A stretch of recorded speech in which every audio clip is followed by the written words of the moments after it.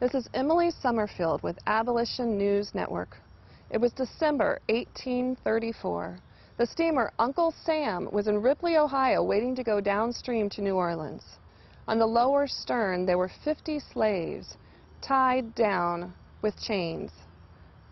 They had chains attached to their wrists, like they were hogs waiting to go to market. It was on the furthest end that there was a rather pretty slave girl. She had long, silken black hair, was not more than 20 years of age. John Lowry, the eldest son of Reverend John Rankin, was there and witnessed the account of what happened and what was said. This is the account from the mouth of the slave girl herself.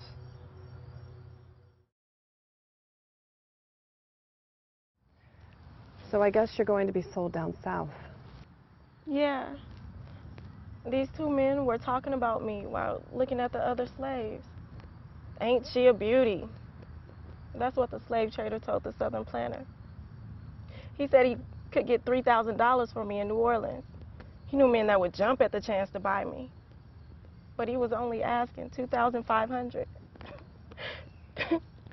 That's quite a sales tactic. What happened next?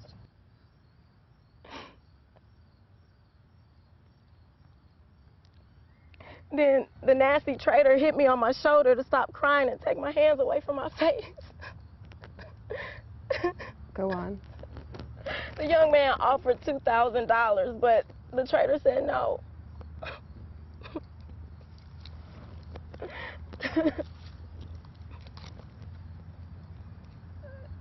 That's terrible. I mean, it sounds like he was selling a horse or a cow.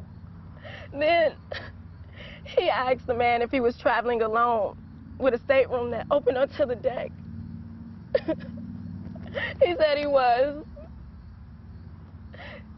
And so the trader offered to give me to him as soon as he paid and finished the paperwork. I knew what was coming. The young man was tempting, but he shook his head. That doesn't sound like he was selling a horse. No, because he wouldn't do this to a horse. He ordered me to open the front of my dress. And like a used horse salesman, he persuaded this man to touch parts of my body. That did it. He bought me. I'm so sorry. This is just terrible. Since we're running short on time, I've got one last question to ask you. How do you feel knowing that you're going to spend the rest of your life as a slave to this man? How do I feel?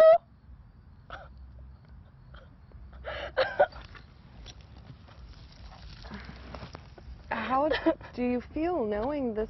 That I have to live the rest of my life as a slave? Yeah, how do you feel about that? Being owned by this man. That's all I'm asking.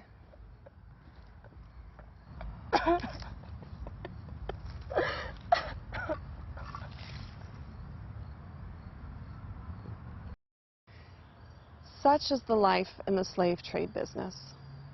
Adam Lowry, apprentice architect, left the boat in disgust and disbelief. He abandoned his career and went on to become a charter member of the Ripley Anti-Slavery Society. He started a new apprenticeship in the Underground Railroad. This is Emily Summerfield for the Abolition News Network saying good afternoon.